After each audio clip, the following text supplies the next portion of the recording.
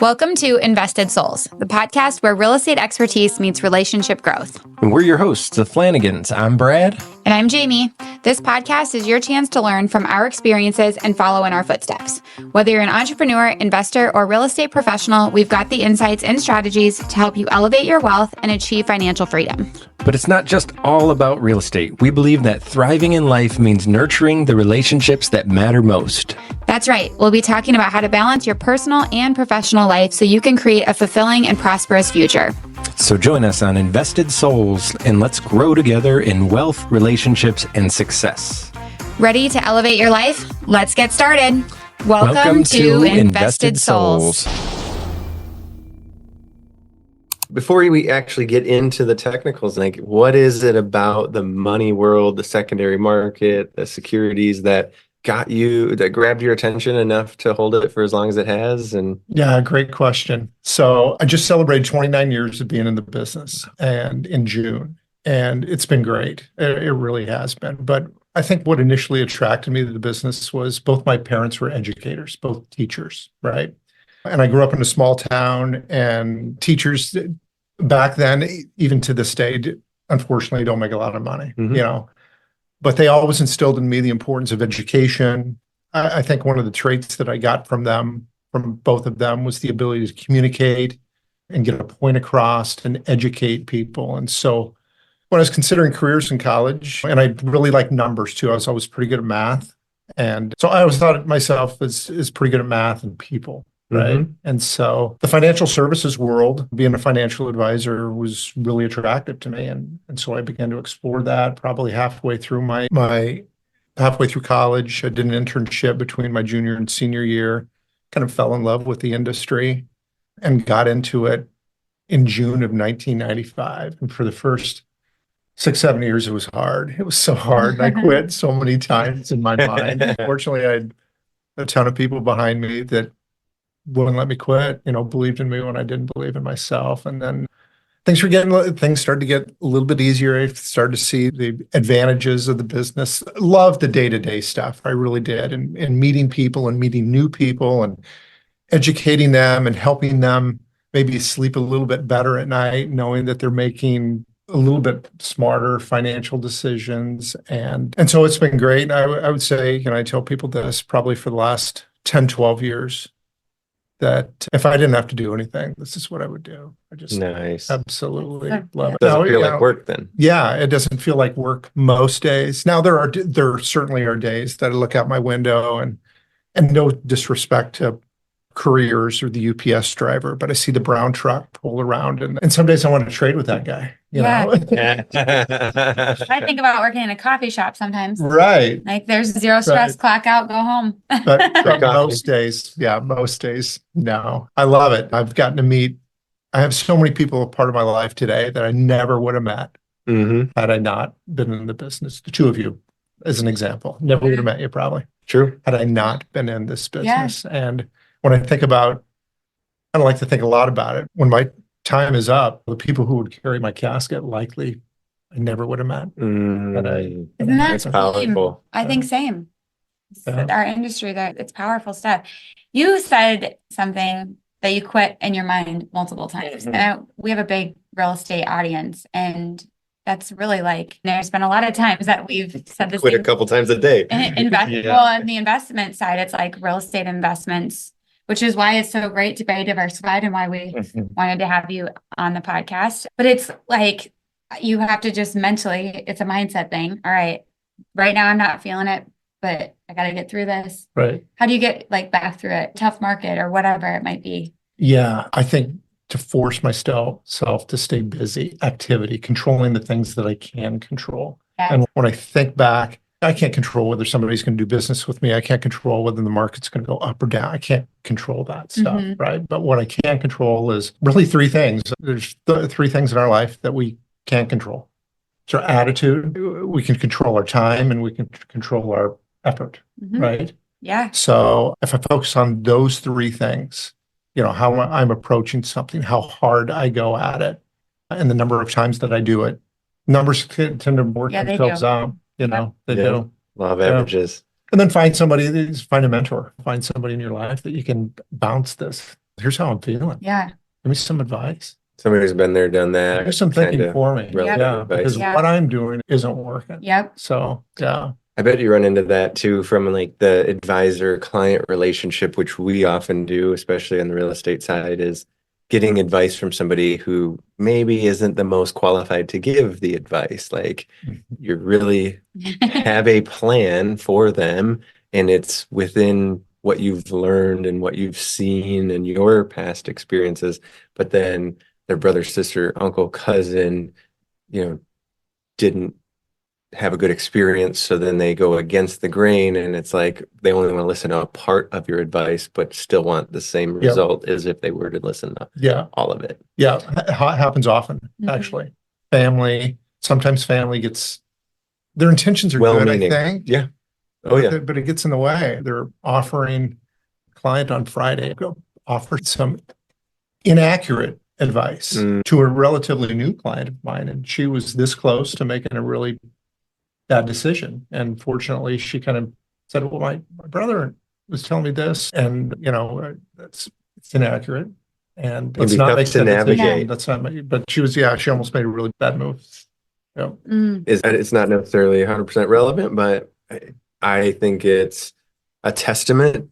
Can you quantify the number of clients you feel like you might have served over the course of this 29 years? Ooh, I would say from a household, right now, I want to work with what's manageable for me and my team is to work with about 300 to 350 households. Perfect. Nice. Big number, though. It is a big number. Now, some clients get more attention than others, right? They just require a little bit more. Yep. So for kind of a select group, maybe my top third, maybe 100 of those, 300 to 350, I communicate with them either Zoom or we're doing something on the phone and or face-to-face 4 times per year. Nice. Quarterly. Nice. Yeah. The other third, and the next third, probably a couple of times per year. And then the ones that don't require a lot, I have a fiduciary responsibility to see them or communicate with them at least annually. So, we've kind of carved up the service agreements a little bit, the levels of service that makes it manageable. And I can't do everything by myself. Right. So I've got a couple of junior partners and a really good marketing assistant that takes some of the heavy lifting away.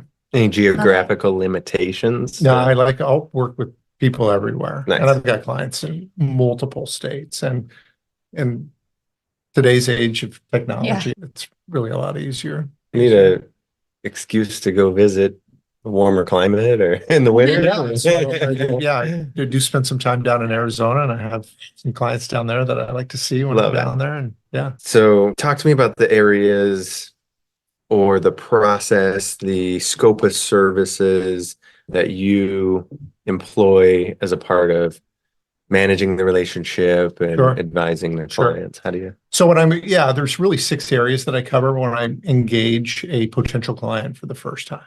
And it's not that we go deep or even ultimately cover these areas as part of their plan. But I feel it's really important for a new relationship that we're going to do business together to know exactly what it is that I do. Because things change over time, right? Goals and objectives change, life changes.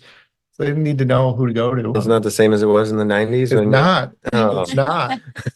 So there's really 6 areas. The first area is investment plan, and really no order of importance either. My clients are really in the driver's seat when it comes to them identifying, and we'll talk a little bit about this when I talk about the process, but whatever their goals and objectives are, that's what we're going to focus on first, right? So one of the areas that I cover is investment planning. So investment planning includes saving money for down the road, typically. So as part of that process, assessing someone's risk tolerance, time horizon, purpose for investing. Examples might include, I'm trying to accumulate money to buy a second home and or put my kids through college is extremely important. And I went through and I had all these student loans and I don't want to burden them with that. So I want to save for my grandchild's college education. So investment planning just really encompasses understanding what their investment goals and objectives are, learning what their risk tolerance and time horizons are, and then putting together a plan, strategies, investment solutions that accomplish those. Second area is retirement planning, obviously, as you can imagine, a big area, you Yeah. know. People still retire? They do retire. Yeah. What I've learned over the last few years is retirement, the term retirement, Yeah, it's the word different. retirement is scary to people. So I try not to focus on that term. I call it work optional. Work optional, Oh, I or like when you that. slow down or have the option of slowing down. Mhm. Yeah. But retirement planning is really consisted of two big areas. The obvious area that people think about is the accumulation planning side. And that's what we're going to talk a little bit about today. Putting money aside, watching it grow, for it to be there, that when I choose to slow down, it's an income source for me that I can draw from. Mhm. Okay, so the accumulation planning side, leveraging employer-sponsored plans, planning on my own, whatever it might be. Yeah. The more important part of retirement planning is what I feel is the distribution planning side. Okay. Mhm. I So would agree. So distribution planning is, okay, now I have slowed down. Yeah. I don't want to go to work anymore. Have I accumulated enough, first and foremost? And then do I have a distribution plan that will, number one, afford me the lifestyle that I want during the best years of my life? And secondly, and most importantly, will last as long as I do. Mhm. Right. So a big fear today is people running out of money. Yeah. Two 65-year-olds today, there's a 50-50 chance that one of them will make it to 95.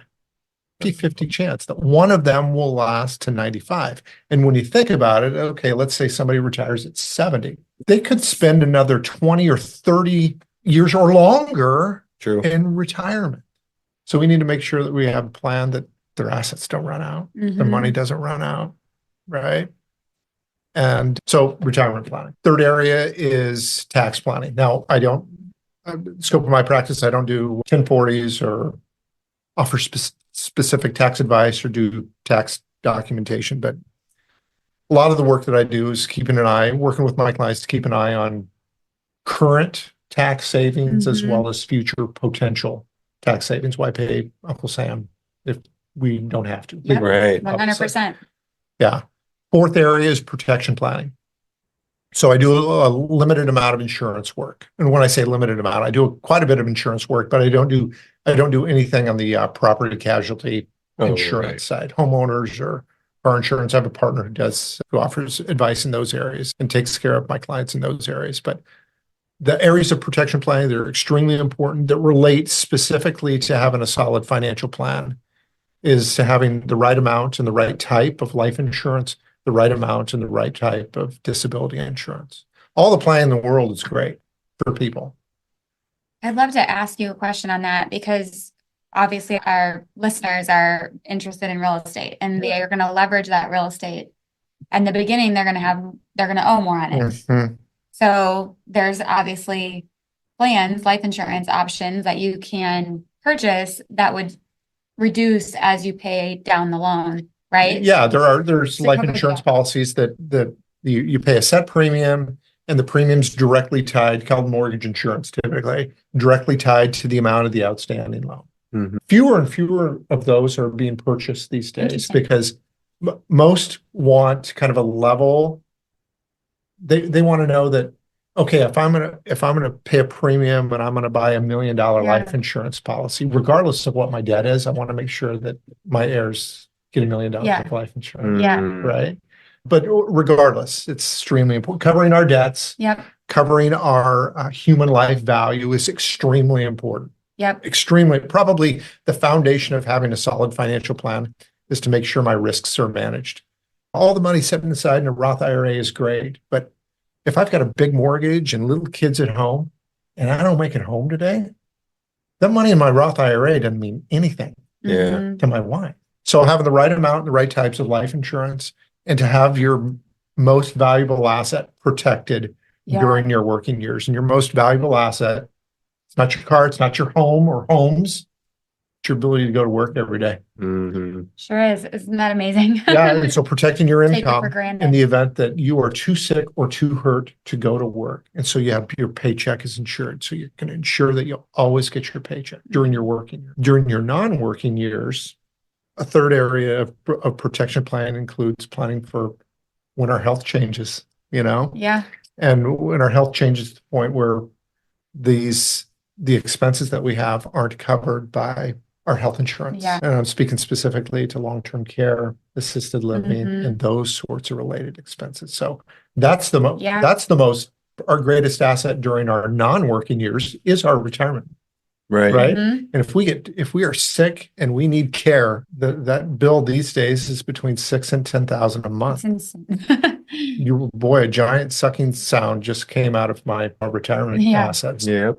Yeah. Yep. So, and then the fifth area is current financial position or cash flow planning. Sometimes my clients just need help getting their arms around their income and expenses, right? And maybe a little bit of counseling is involved there, that maybe you shouldn't go to Starbucks I was every just gonna day. say, maybe you have to spend less. Maybe a Eat little more bit less. We don't, carbs. let's keep our same That's why I make my lifestyle. mushroom. Yeah, let's keep our same lifestyle, but let's make maybe a little bit Yeah. more. Well, it's amazing. It's like the buying out. It's in the beginning, we really sacrificed to get our portfolio where it is. And we knew, and now it's like we do have the option to do things that a lot of our peers aren't doing, Sure. aren't able to do, and navigating that. But we made some very big sacrifices. Yeah, Spent the definitely. weekends doing painting houses instead of going out. We still went out money. Or hiring somebody to do it, or those sorts of things. And then finally, the sixth area is estate planning. Yes. So I don't do wills or trusts. I have a partner who does those. Oftentimes when I work with my clients, things are titled incorrectly. So we want to make sure that everything's titled correctly. We want to make sure that beneficiaries are up to date and that the ex-spouse isn't still the beneficiary on that retirement plan or that life insurance policy. So make sure that everything is titled correctly and everything passes per my client's wishes when they do leave this earth, passes the most efficiently. Yeah. And avoids as much expense at death that we possibly can. Yeah. I can see this, listening to this, being a reminder to those who are burning the midnight oil and at work and doing all this stuff and almost feeling overwhelmed, understanding how many categories there are to address. What kind of time commitment should somebody expect if they were to engage you and say, I have just been burning the wick at both ends. Right, I don't know where to go. But I'm putting it off because I think it's going to be this huge burdensome thing. Yeah. No, and that kind of leads me into the process that I use. Process I use is relatively simple. It's awesome. Simple when I work with my clients. Just 4 steps. You pay attention to the process? Process is extremely important. Okay. Extremely important. First step is just to sit down, engage over a 45-minute to an hour period of time. And we do one thing, or 2 things actually. We identify your goals first and foremost. I want to know what's important to you. Okay. I want to know. And then the second thing I want to know is why they're important to you. So we identify and then we clarify your goals. And I ask questions that kind of lead people to painting for me a picture of what it looks like when this goal that I have, or they have, is achieved. Right.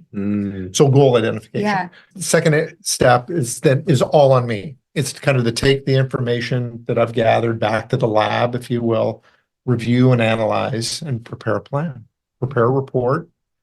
And through that, then offer advice and recommendations, would often involve products and services that I offer to help fix the problem. Right. And I don't mean to interrupt, but am I writing a check to sit down with you for 45 minutes? No, complimentary session. Then from an engagement, if we still like each other at the end of that, then there'll be this transparent, okay, here's what we're going to do moving forward. Here's what it potentially could cost or not cost or whatever it might be. Is everybody cool with that? There'll be no surprise and no bill that's going to be sent in the mail and show up in their mailbox as a surprise. Big believer in transparency. And no surprises. I hate surprises. Yeah. That's my wife. Just the least, maybe one of the least spontaneous people. That's funny. Yeah. Third step then is to get back together with the potential client and present my solutions and give them options. If this is what you identified as being important, here's how we fix it. Here's how we accomplish that. And then from that, kind of move on to the implementation steps. Right. What do we need? We need to get this account set up. We need to get this money rolled over. We need to get this insurance purchased, whatever it might be. Mm-hmm. And now they're clients of mine. And the fourth step is the most important, I feel, once they're clients of mine, is the consistent follow-up and review. Talked a little bit about that earlier, Yeah. right? But people's situation changes, life changes Mhm. all of us, right? And so we need to make sure that the plan is up to date. And the way that we do that is to get back together Mm-hmm. on a regular basis and make sure everything is doing what it's supposed to be doing and make changes when and where appropriate. So all plans that I'm going to put together for my clients are going to be extremely flexible. We're going to be able to kind of move and change on the fly, but staying ahead of those, not doing planning and then putting it on the shelf and never dusting it off. It's probably the thing that we've experienced most important to us is planning ahead of time. And I think for people who are like listening, it's the more proactive you are, the better result you're going to have. And so if you identify something and you're like, okay, we're going to do this, we're going to plan for it, but then never come back to it. Yeah. It's like, then all of a sudden years pass and you're like, gosh, if I just would have put the couple hours in 3 years ago, I probably would have been in a completely different position today than I am right now. Yeah. With a little bit of planning. Yeah. After that initial step and kind of the gathering of information, that's sometimes the step or the phase that takes the long. Mm-hmm. And it really did. Because sometimes people forget about their accounts and tracking those down. And I don't know. I remember getting this, but I think I was set up on electronic stuff, electronic statements, but I don't think I've gotten it. So it's really digging in and helping them. Yeah. And I've got enough 29 years of experience. I've got some workarounds there on how we can get information, but getting full and accurate information to work with initially is really important. Right. And when you said like sitting down and identifying goals, is there anything that you can recommend for somebody who maybe doesn't know how they would answer that? Like, is there a worksheet or anything I can get done before I sit down with you so that I can? Yeah. In fact, I'm sure there's a number of tools out there. I have a proprietary tool that I call a snapshot. Okay. And a snapshot does two things. It's a survey, basically. It's 2 questions. It takes 7 minutes to complete. But what this survey does is 2 things when I engage a potential client for the first time. In fact, I have them complete it. I'm not in the room. They're completing it on their own because I don't want to influence. I don't want them to feel, and there's no right or wrong answers as part of this survey. Right. And I make that really clear. But the survey does 2 things. Number one, the questioning helps them understand kind of the scope of my work, right? Those 6 areas that I talked about. The questioning kind of reinforces the areas that I cover. The second thing that this survey does is it tells us where we go from here.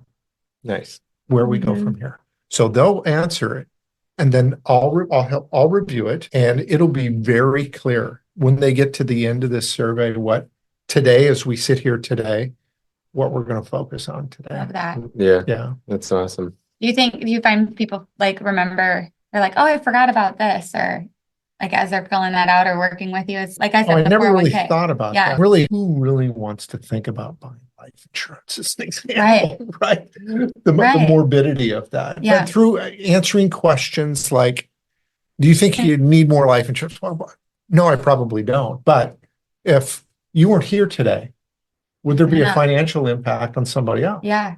Yeah, probably. So it helps them understand and maybe takes the sting out of some of these words that they're not fun, not fun to articulate. Yeah.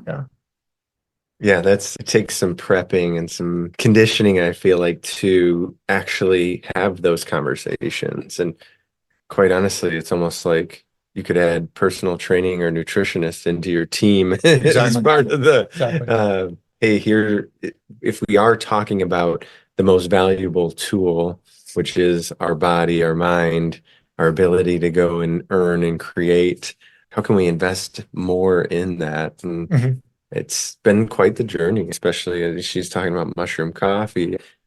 The amount of time in a week that I dedicate just to like mixing my shake or my smoothies and my nutritional supplements it's an investment. It's an investment of time, but I know I get better quality of energy Yeah. My attitude's improved. My Yeah. intensity is improved. My quality of life's improved. 100%. Because yes, I need to hit these certain activity metrics, but how do I do that into the long hours? Or how do I, if I was derailed and I'm one of those guys who doesn't want to quit the day until I feel like I've accomplished my goals on that daily activity level, how do I do it without crashing? Super cool. And being a technician or a tactical guy, the general public is used to like, oh, my investment is that 401k.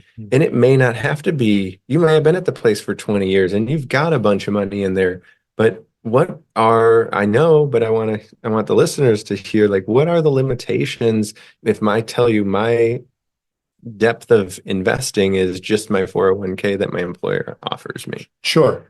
First and foremost, big proponent of always taking advantage of employer-sponsored programs. If you're an employee and you're working and your employer offers a retirement plan or benefits in general, always take advantage of them. Mm-hmm. Always take advantage of them. But generally, yeah, 401k offers you the ability as the employee to defer a portion of your income into a retirement account. 401k is one of those types. Okay. One of the more popular types of employer-sponsored plans out there. Others are 403b, 457. They basically work exactly the same. 401k is generally offered for employers who are on the for-profit, who have a for-profit business. Okay. 403b, 457 are typically government institutions, not-for-profits, but they operate the same, right? So I can defer a portion of my income and I get to choose the investments. I'm offered a kind of a limited menu of investment options in there, and I can tie my investment to any of those or any combination of those. Oftentimes, my employer kind of swoops in and makes a matching contribution. So if I contribute 3% of my income, oftentimes they'll contribute either a percentage or a dollar amount of that income. Usually it's categorized as dollar for dollar or 50 cents on the dollar up to a certain percentage of your income as a matching contribution. So it all kind of gets lumped in there together. It grows tax-free. So you're not, as it grows over time, it grows tax-free, so you don't get a 1099 or any sort of tax bill at the end of the year that your account has grown. And then the magic age is 59 and a half. You can't tap into a 401k as a withdrawal until you're 59 and a half. It's just kind of the magic age, right? But I believe today, if I'm not mistaken, the maximum amount that I can put in my 401k, and if I'm going to get my handy dandy. It changes every year. It sure does. So I want to make sure that I get you the right answer. Deferral in 401k is elected deferrals 23,000. 23 now. If I'm under 50, I can put 23,000, which doesn't include the match, into my 401k plan. Wow. If I'm over 50, I can put another 7,500 in. So I can put 31,500 into my 401k. Matching contribution comes in either, again, in the form of a match, an employer match, and or some employers drop in their plan profit sharing contribution. So, and some offer both. So depending upon whether the company was profitable and they determine kind of the measurement there at the end of the year, then they might see up kind of a lump sum contribution, sharing the profit of the business that goes into the retirement plan. There's a couple of other nuances associated with employer-sponsored plans. The first is, well, there's two here generally, but the first is when I'm eligible to participate. Sometimes new employees have to wait, a period of time before they can get into the plan. Sometimes it's a length of service or an hours of service or length of service requirement to be able to be part of the plan. Once I've met that, then most employer-sponsored plans like a 401k have another component to it, which is called a vesting schedule. And a vesting schedule simply means that the employer's portion, the matching portion, the employer's portion of the plan is kind of earned. You get to own and control it over a certain period of time. So some of the more common ones are a 5-year vesting schedule. So if I leave my employer within the first 5 years, a 5-year vesting schedule would state that I'm not going to, and I want to take my money with me, I'm not going to get 100% of the employer's portion of the plan. Yeah. Kind of like a restricted stock or something like that. Correct. Yeah, there's some restrictions on how much, but if I've met that, like, met the service requirement, then, and if it's 5-year vesting schedule, if I'm into 6 and 7 and I leave my employer, I got to take everything with me. It's all mine, is what I'm saying. And then then we come to somebody like you. And we say, we have these couple 401ks that I had, and how we would roll them over into. Well, that's an option that you have. Okay. People have 4 options when it comes to their old retirement plans. Okay. Their old 401ks. First option is to leave it there. Okay. Leave it there. My vesting schedule stops, by the way. It's not because I left it there. It still no, it's your money is your money at that point, and whatever employer's money is. So leaving it there. Okay. So that's one option. Second option is you can cash it out. Regardless of your age, you can say, you know what, I don't want this plan anymore. Give me my cash. But there's a couple of things you need to be aware of. If you're under age 59 and a half and you take the cash, there'll be a 10% early withdrawal penalty, and you'll be taxed as income, the total amount that you take out of the plan in the year in which you receive it. Odds are you're making more today than you were when you were at that plan. Correct. You're probably in a higher tax bracket. And you probably have other earned income, and now you just smashed in a bunch more earned income, and now it just happened to your tax bracket. Yeah. Probably one up. Probably the least preferred option. Third option is to roll it to an IRA. Okay. Or let me get onto that because I'll spend a little bit of time on that. Third option is I can move it to my new employer retirement plan if they offer that. Okay. So it preserves the tax efficiency if I move it to my new employer retirement plan, but that is an option. But that new employer retirement plan needs to allow it. It needs to be part of their plan document. Some allow it and some don't. Then the fourth option, one of the more attractive options, is to roll it to an IRA. The messaging, what I like to get across to my clients is whenever you have the opportunity to control your assets, you probably should. And obviously I have a little bit of bias there because I truly feel that working with a reputable advisor makes it, and whatever cost is associated with that, the fee, the advice, the counsel, the organization, the planning is worth well more than any sort of fee that you're going to pay. And your returns are probably going to be, there was a study published by Vanguard recently, 1 to 3%. People's returns are 1 to 3% higher when they work with an advisor as opposed to doing it on their own. So when you, it's like CPA. So when you move it to an IRA, then now you're in control over it. And instead of having this limited number of investment choices, now I have when you work with me, we have the world. I mean, unlimited investment options. You have advice, you have counsel, you have somebody looking over it to make sure you're allocated the right way. And you're making changes, you're making changes when necessary. Well, and either way you're paying fees, right? Sure. There's embedded fees associated with employer-sponsored plans that are all passed along. They're passed on to the employees most often. Okay. But there's a cost associated with, an employer-sponsored plan. So either way I'm paying. I'm just not getting any advice from. Well, correct. You're kind of doing it on your own. It's out here and I lost track of it. But probably the biggest part of, owning it and controlling it as part of an IRA is now you have it organized. Okay, it's there. Where everything is kind of on one statement now. As opposed to over here. And I can't remember if I got that statement, and I haven't made any changes to my investments in there. And am I invested the right way? There's just a lot. My clients feel a lot of uncertainty if they just leave it kind of where it was. Well, and the key to me has always been the limited investment options that I have. How high percentage of them are funds. So the funds have fees, and you got to look at the fine print to even see where those fees are, the plan fees. And then oftentimes, because I help them with a mortgage, and maybe that's part of the assets they're using for getting qualified, they more often than not, they don't know where to even go get it.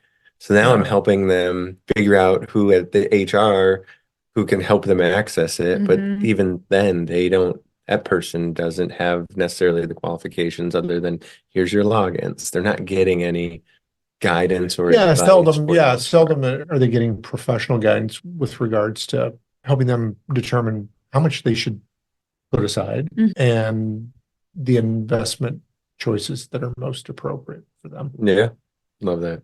You did mention Roths earlier, and there's a lot of rules around how to participate in a Roth, and I think the same as far as maximum contributions. Can you touch on the benefits of it, and if I make too much, how I can still maybe participate or take advantage of it? Sure. So the Roth IRA was originally created in the late 90s. Senator Roth, I think at the time, kind of introduced legislation, but it really it kind of expanded and promoted more personal savings and retirement. That's what it was designed to do.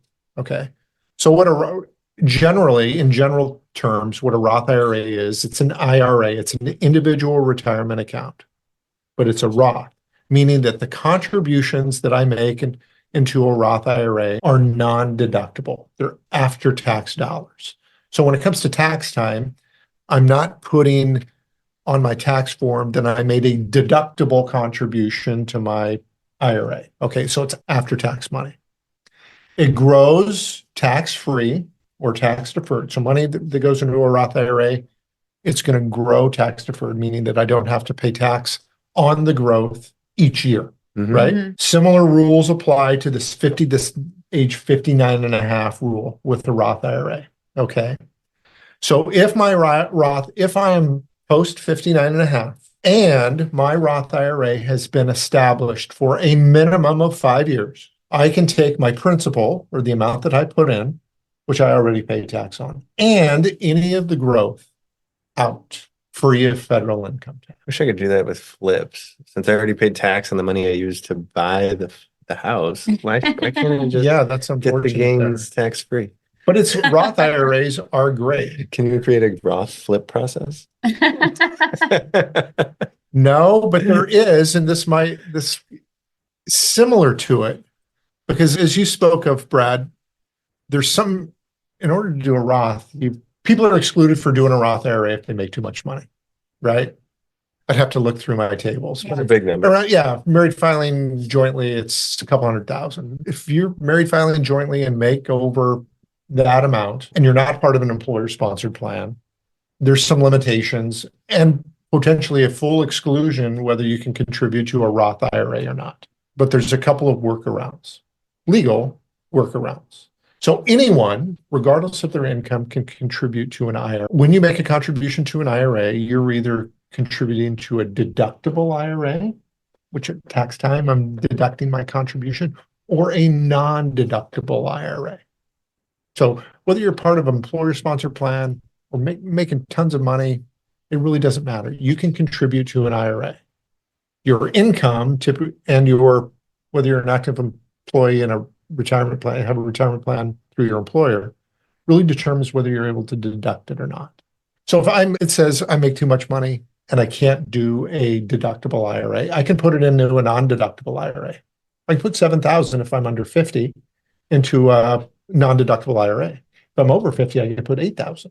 So I can put it into a non-deductible IRA and then immediately convert my non-deductible IRA to a Roth. So there are workarounds. You can't contribute directly.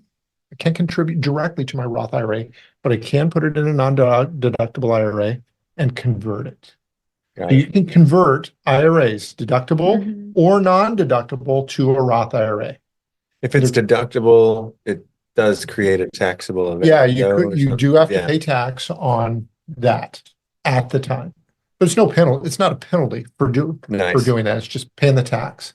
So I'm paying the tax now, creating a strategy that I never have to pay federal tax on ever. So it's kind of like, when does that come in handy to the consumer if they're not sure of like why that is a strategic play?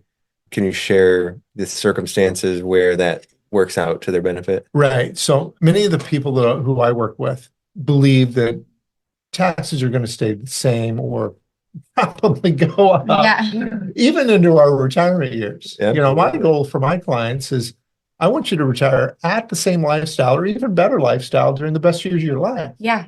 So let's take a pay raise. Why do we have to take a pay cut when we retire? We don't, right? So if we believe that tax rates are going to stay the same or go up more likely than not, it's really important to create buckets of money that will be tax efficient during retirement. Yes. Buckets of money. All right. I like buckets of money. So if we create buckets of money, and I'm not going to get into it today, we don't have time, but we're faced with a whole host of other tax consequences during our distribution planning Yep. years once we reach age 65. If we make too much money and we're collecting Social Security, our Social Security benefits could be taxable at a fairly high percentage. Also, a thing that's overlooked too is if I have all this taxable income during my retirement years, it affects the premium that I pay for Medicare. People often don't understand that. So if my income is at a certain level, my taxable income is at a certain level during my retirement years, the premium that I could pay for my Medicare is sometimes 2 and 3 times what I could be paying if I were taking money out of tax-free buckets. Yeah. Roth IRAs, distribution from Roth IRAs, I do not count towards any of that. So a couple of ages that are important for your listeners to understand. 59 and a half for IRAs and 401ks unless I'm comfortable paying a penalty, right? So 59 and a half. A Roth IRA also does not count towards the IRA bucket that you have to take from for required minimum distributions. If I have money in a 401k and I'm not working, or money in a traditional IRA or rollover IRA, the government says you have to start taking this money at a certain period of time, even if you don't want it. Even if you don't want it. Right. So it used to be 70 and a half. Now they're scaling that up to most of my clients now, it's either 72 or 73. For people under 50 years old, I believe. Now I'd have to look, don't quote me on this, but they're slowly increasing the required minimum distribution age to 75. All right. Nice. But required minimum distribution basically says government gives this calculation, all your qualified assets, 401k, IRA, you have to start taking a certain percentage of your income every year, even if you don't want it. Roth IRA you do not have to take a required minimum distribution from your Roth IRA. I've always challenged some to consider that even in your retirement years, you're still likely going to drive at least for a portion of it. And you'll want to buy a new vehicle every now and then. If you take it from your tax money, then it just jumped your tax bracket. So you may not have that sustainable, regular distribution coming from the Roth, but at least those large purchases too are a great place, I think, to use your Roth. So you're not, because a car's how much today? It's going to be double that in 10 years and double that probably in 20 years. So you remember when I talked a little bit about the importance of distribution planning? Yeah. So making sure our assets don't outlive us and we don't outlive our assets, or the other way around. I can't remember. We don't we want to outlive live our money. Period. Part of that distribution planning is to examine the sources that the buckets. Yeah. Which bucket or which situation? Yes, and create a distribution strategy, taking it out of those buckets that's the most tax efficient. Love it. Yeah, that's awesome. Love it. I was going to skip to one final question. Yeah. Because this one I was going to ask in the beginning, and then I noticed that we were going to hold it till the end. Save us for last. Yeah. What if somebody was interviewing a financial advisor? What are some questions that you would recommend they ask? Knowing, because there's, just like in real estate, there's great agents and there's terrible agents. So absolutely, yeah. How do they know they're with somebody who's competent? Well, first and foremost, they should most likely be referenced somehow. Most of my clients come to me by way of referral. Somebody has enjoyed working with me enough that they've shared their friends with me. So I probably wouldn't go through the phone book or Google financial advisor, and whoever sounds cool, just go with that. Just because your last name starts with S. That's probably. We gotta scroll. Probably. I also think education is extremely important. Yes. People who are credentialed are extremely important. So I would dig in to see what their their licensing is. Yeah. So if they're affiliated with a broker dealer and have went through a licensing phase, I would dig into what their licenses are and what those mean. Yeah. Okay. If you're still a little bit unsure about the advisors that you're interviewing, you can always look at www.brokercheck.com. Yeah. So it's this service out there that if the advisor has been flagged or has complaints or whatever stuff in their professional background, you can learn about it there too. You can learn about their licensing there too. So everything is disclosed there. Yeah. Very good to know. Yeah, and then I would look at education and how they work, what the areas they cover, the process that they use, and then I'd learn a little bit about how they're compensated. Yeah. Love it. Yep.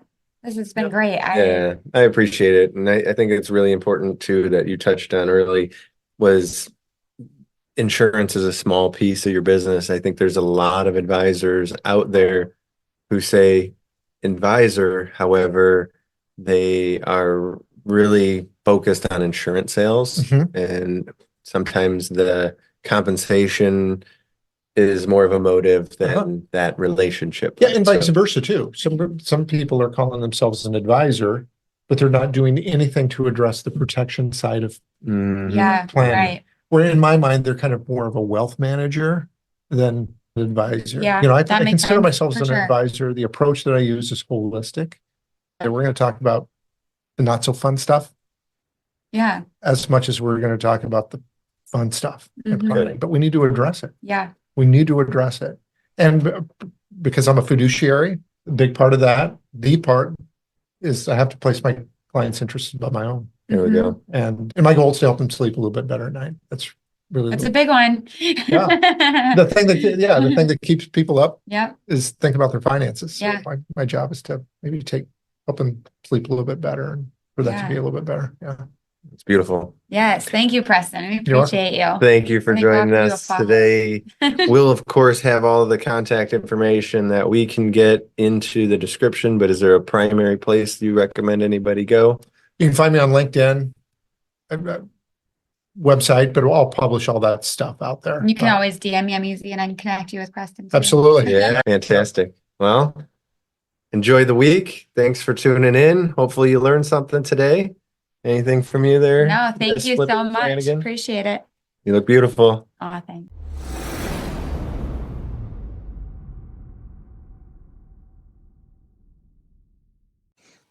Thanks for tuning in to Invested Souls. We hope you found our insights valuable and feel inspired to elevate your real estate and relationship goals. If you enjoyed the episode, please subscribe, rate, and leave us a review. Your feedback means a lot to us. Follow us on social media for more tips and updates, or visit bradandjamieflanagan.com. And to find out more about our Real Estate Wealth Accelerator, don't hesitate to reach out. Until next time, keep investing in your future and nurturing your relationships.